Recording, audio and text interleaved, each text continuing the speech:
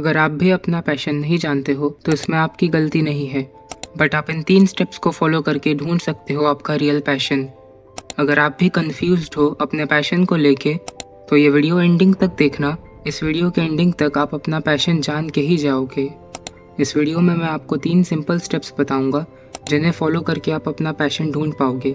मगर वीडियो शुरू करने से पहले मैं आपको ये बता दूं कि मैं कोई अंतर्यामी या देवता नहीं हूँ जो आपका दिमाग पढ़ के आपका पैशन आपके हाथों में रख दूं। मैं सिर्फ आपको एक रास्ता दिखा सकता हूँ जिस रास्ते पर चल के आप अपना पैशन ढूंढ पाओगे। और अगर आप उस रास्ते पे पूरी शिद्दत से चलने के लिए तैयार हो तो मेरी कही हर एक बात को ध्यान से सुनना। क्या हो अगर मैं आपसे कहूँ आप शुरुआत से ही गलत चीज़ फॉलो कर रहे हो? मैं आपको और अच्छे से समझाता हूँ। आप पैशन को ढूंढने पे ध्यान दे रहे हो, ना कि एक्सप्लोर करने में। मेरे कहने का मतलब ये है कि आप ऐसी चीज़ ढूंढ रहे हो जो आपको खुद ही नहीं पता। एग्जाम्पल से समझाता हूँ। आप जेफ बेजोस को तो जानते ही होंगे, फाउंडर ऑफ अमेज़ॉन।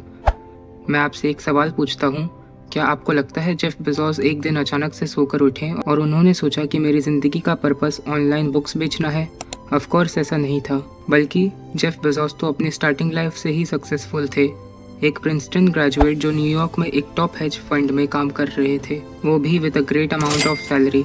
बट 1994 में एक दिन उन्होंने एक रिपोर्ट में एक लाइन पढ़ी कि इंटरनेट हर साल 2300% से बढ़ रहा है। और तभी उनके मन में एक नई क्यूरियोसिटी जागी और उन्होंने और एक्सप्लोर किया। उनकी ये क्यूरियोसिटी ऑब्सेशन बन चुकी थी और इसी ऑब्सेशन से उन्होंने अमेज़ॉन स्टार्ट किया, जो आज एक $1 ट्रिलियन कंपनी है।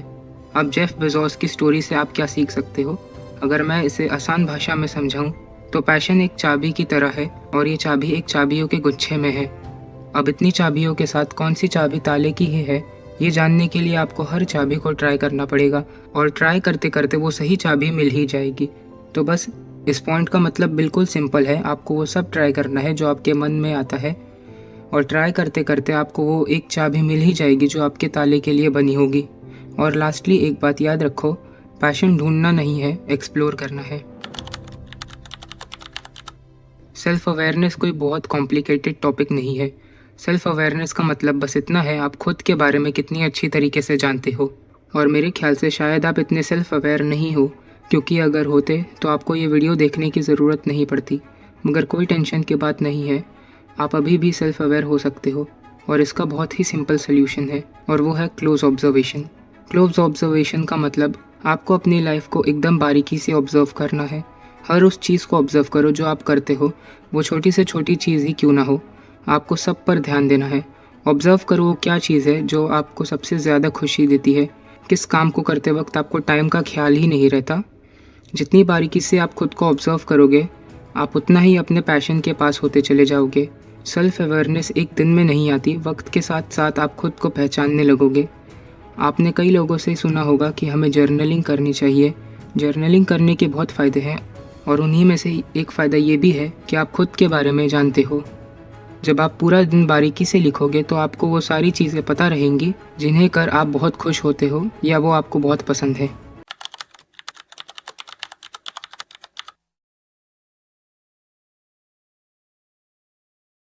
ये लास्ट स्टेप है और ये स्टेप पैशन पहचानने पे नहीं, बल्कि अपने पैशन को बिल्ड करने पे है।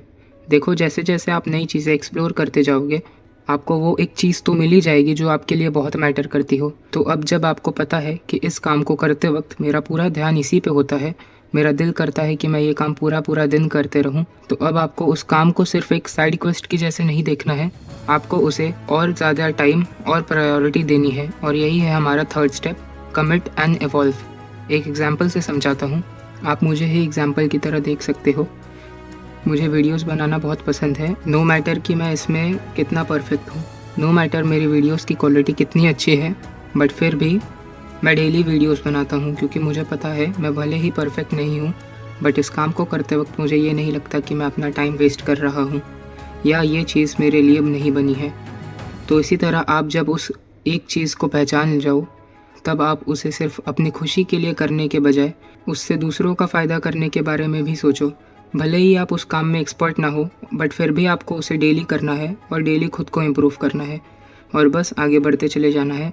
लास्टली एक बात याद रखो, Passion isn't about perfection, it is about improving the imperfect.